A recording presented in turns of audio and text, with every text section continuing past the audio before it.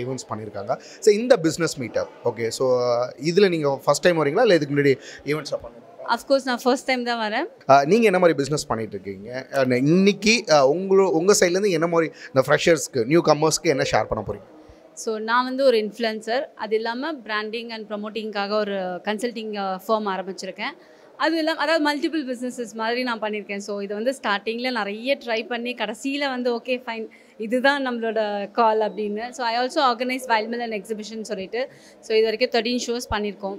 So entrepreneurship அப்படின்றது இப்போ தான் இது வந்து ஆண்டர்ப்ரனர்ஸ் அப்படிலாம், முன்னாடிலாம் it's just a business.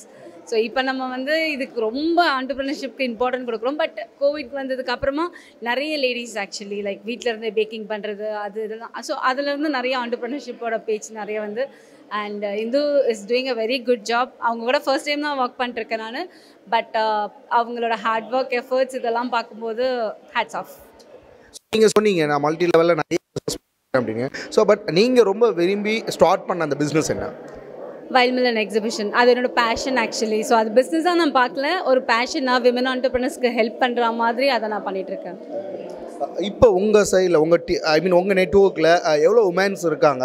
Because இன்றைக்கி வந்து ஒரு என்டர்பிரனரில் உமன்ஸ் வரதுன்றது ஈஸியான விஷயம் கிடையாது. ஏன்னா பிகாஸ் அவ்வளோ எஃபோர்ட் எடுக்கணும், அவங்க ஃபேமிலியும் மெயின்டைன் பண்ணணும், அட் த சேம் டைம் பிஸ்னஸையும் மெயின்டைன் பண்ணணும். அப்படிங்கும்போது இது எந்த அளவுக்கு டஃப்பாக இருக்குது, இல்லை அவங்க எந்த அளவுக்கு ஈஸியாக அதை ஹேண்டில் பண்ணுறாங்க, அதுக்கு உங்களோட சப்போர்ட் எந்த அளவுக்கு இருக்குது? முதல்ல ஃபேமிலி சப்போர்ட் இருக்கணும். அந்த ஃபேமிலி சப்போர்ட் இருந்தால் தான் அந்த விமன் வெளியில் வந்து இது பண்ண முடியும், பர்சியூ பண்ண முடியும் ஆக்சுவலி. ப்ளஸ் இப்போது விமன் வந்து இப்போ மெயின்லி அவங்க சொன்ன கோவிட் டைமில் நிறைய பேக்கர்ஸ் அவங்களாம். ஸோ நாங்கள் இப்போ எக்ஸிபிஷன் ஆர்கனைஸ் பண்ண ஆரம்பித்ததே வந்து கோவிட்க்கு அப்புறம் தான். ஸோ அந்த வீட்டில் பிஸ்னஸ் ஸ்டார்ட் பண்ணவங்களுக்கு ஒரு பிளாட்ஃபார்ம் கொடுக்கணும், அவங்க அதை வந்து யூஸ் பண்ணிக்கிட்டா அவங்களுக்கு ஒரு ஸ்டெப்பிங் ஸ்டோன் லெவலில் இருக்கும் அப்படின்னு. ஸோ நாங்கள் எக்ஸிபிஷனில் 90% விமன் ஆண்டர்ப்ரனர்ஸ் தான் இருக்காங்க. ஸோ இது வரைக்கும் நாங்கள் 13 ஷோஸ் பண்ணியிருக்கோம். எங்களோட 14 shows is in April first week. So அந்த மாதிரி ஸோ இதை நாங்கள் ஸ்டார்ட் பண்ணதே விமன் ஆண்டர்ப்ரனர்ஸ் சப்போர்ட் பண்ணுறதுக்காக. ஸோ விமன் ஆண்டர்ப்ரனர்ஸ் யாரெல்லாம் சப்போர்ட் பண்ணுறாங்களோ ஐ எம் வித் தெம். இன்னைக்கு இந்த மீட்டப்பில் என்ன மாதிரி ஒரு ஐடியாலஜி கிடைக்கும், இல்லை உங்கள் சைட்லேருந்து நீங்கள் என்ன மாதிரி விஷயங்கள் ஷேர் பண்ண போகிறீங்க?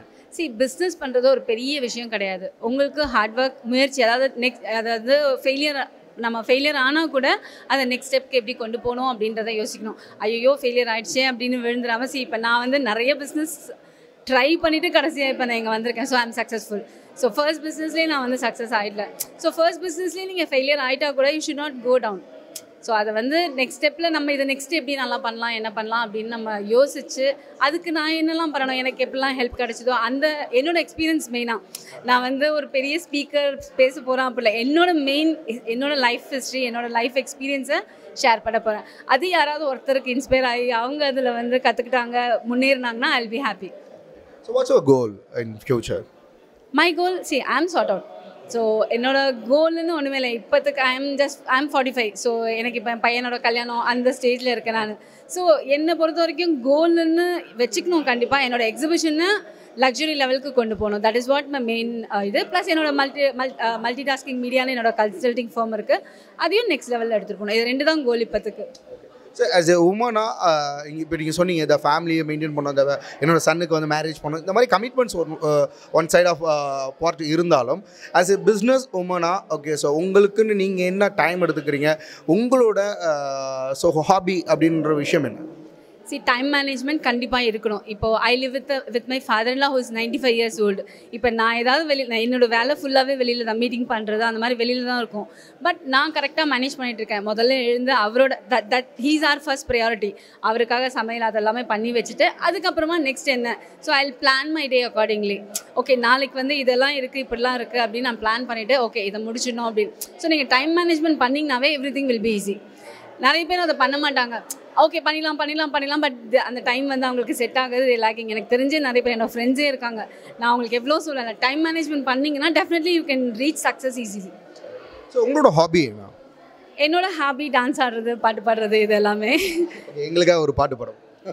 கண்மணி அன்போடு காதலன் நான் எழுதும் கடிதமே, பொன்மணி உன் வீட்டில் சௌக்கியமா நான் இங்கே சௌக்கியமே, இதை எண்ணி பார்க்கையில் வார்த்தை முட்டுது, அதை எழுத நினைக்கையில் வார்த்தை முட்டுது.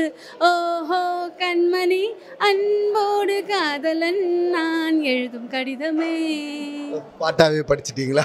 Okay, you look like Guna movie heroine. என் பேரும் குணா, என்னோட ஃப்ரெண்ட்ஸ்லாம் எனக்கு குணான்னு தான் கூப்பிடுவாங்க. Actually my name is Gunvanti.